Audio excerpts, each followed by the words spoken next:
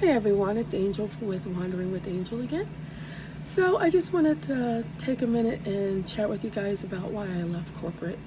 A lot of people have asked me recently why I left corporate America and started doing gig work full time, especially at my age, over 50. The short answer is I didn't plan to. I have a master's degree in accounting. I'm an enrolled agent. I've spent years working in offices, preparing taxes, and building a professional career. Earlier this year, I was working in a temporary position with a base salary of about $48,000 a year. When the company offered me a permanent position, I was excited. I thought this was going to be my big next step. Instead, they ended up offering me less money to keep the same job I was doing, to come on with them full time, have more responsibilities, be a salaried worker, which means giving up overtime pay, and having benefits, but less benefits than what I currently had through my temp agency. So I told them the answer was no, and I explained. I was very pragmatic. I gave them all the numbers and explained, that's less than I'm making now.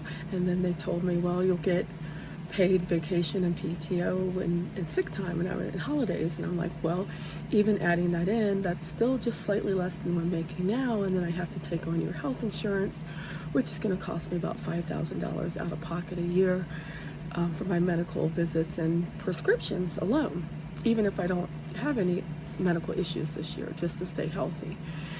And so they went and thought about it, and they came back and they offered me $2 extra thousand to bring me up to the current pay that I had as a temp worker. And I told them no again. I told them I gave you a number.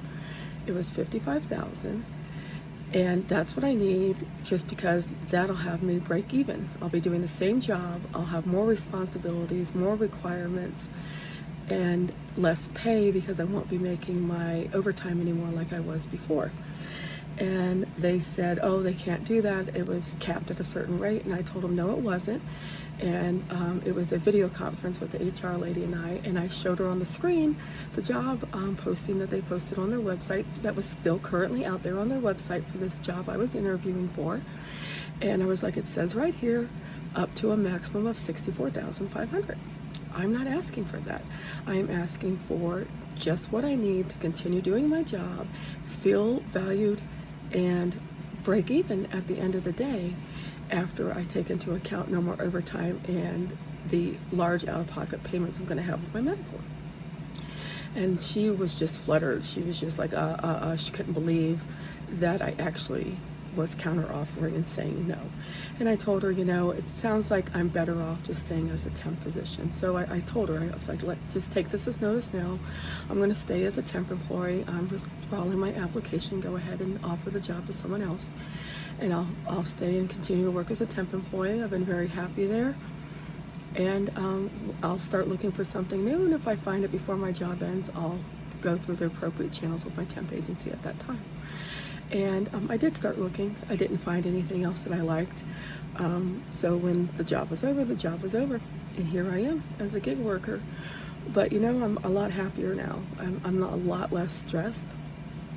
Even though I liked working with all the employees that I worked with at the office, which was probably the reason I stayed there that long, I got to the point after that interview that I just hated going into work. And I was just so stressed, those 15 miles driving into work every morning.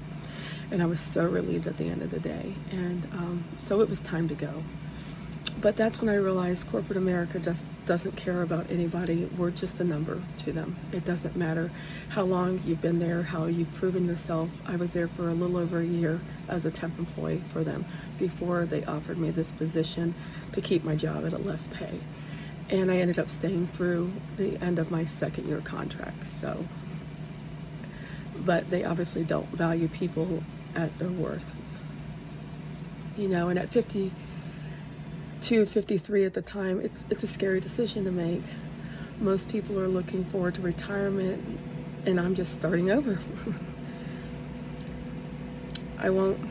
It's not easy. Some days are great, some days are hard, and some days I just wonder, what the heck am I doing? Why am I doing this? My time belongs to me. That's why I'm doing it. I can decide if I need to take an afternoon off. I can decide it's okay to leave early and go to the doctors. I don't have to get someone's permission to go see my doctors 10 days in advance. I have freedom now.